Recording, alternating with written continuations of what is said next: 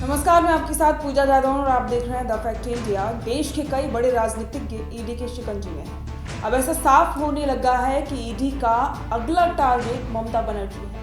इसकी पुष्टि भाजपा के राष्ट्रीय प्रवक्ता गौरव भाटिया के बयान से होती है। आगे बढ़ने से पहले ये बयान आप सुनिए। ये चिंताजनक है कि ममता बनर्जी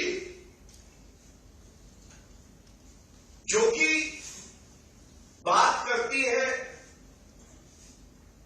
मां, माटी, मानुष, और उसी प्रदेश से आज मदर ऑफ ऑल स्कैम्स,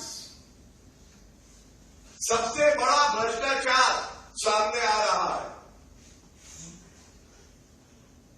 आप सोचिए, सीएजी रिपोर्ट में जो तथ्य सामने आए हैं, जब एक नोशनल वैल्यू 2G घोटाले को दी गई थी तो वो भी 1,76,000 करोड़ के आसपास था।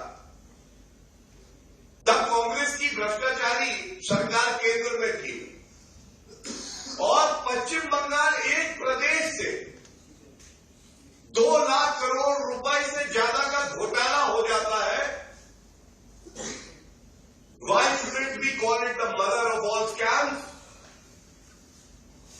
From a corrupt leader like Mamta Banerjee, who has completely forgotten that she has taken oath under the Constitution of India to follow the Constitution, the rules, the procedures laid down.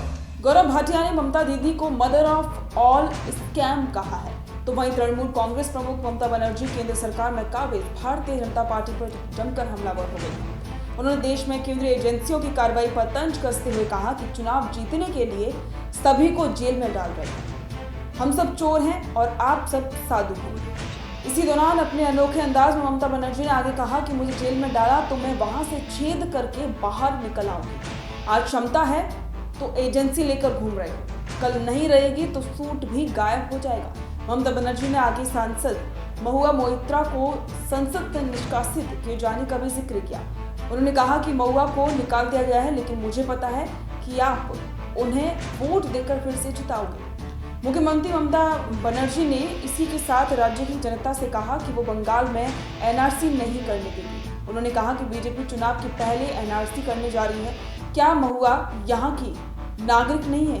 Vote देते हैं तो नागरिक हैं। उन्होंने कहा कि BSF का अत्याचार बढ़ रहा है और इसी के साथ उन्होंने सवालिया लहजे में कहा कि बीएसएफ इंटरलाइन परमिट क्यों देगी। डीएम लोगों से कहूंगी कि आप दीजिए इंटरलाइन परमिट। टीएमसी प्रमुख ने जनता की ओर इशारा करते हुए कहा कि आप लोग हमारा साथ देंगे तो वचन देती हूँ कि चुनाव जीतने के बाद दिल्ली पर हम दखल करेंगे। चुनाव के बाद क्षेत्रीय पार्टियां मिलकर कैसे क्या करेंगी ये निर्णय होगा।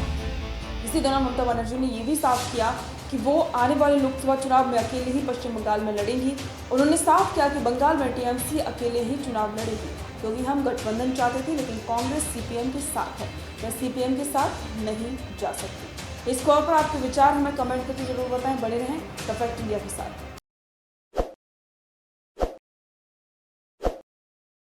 ताज़ा खबरों के लिए विजिट करें द फैक्ट इंडिया की वेबसाइट और डाउनलोड करें द फैक्ट इंडिया ऐप।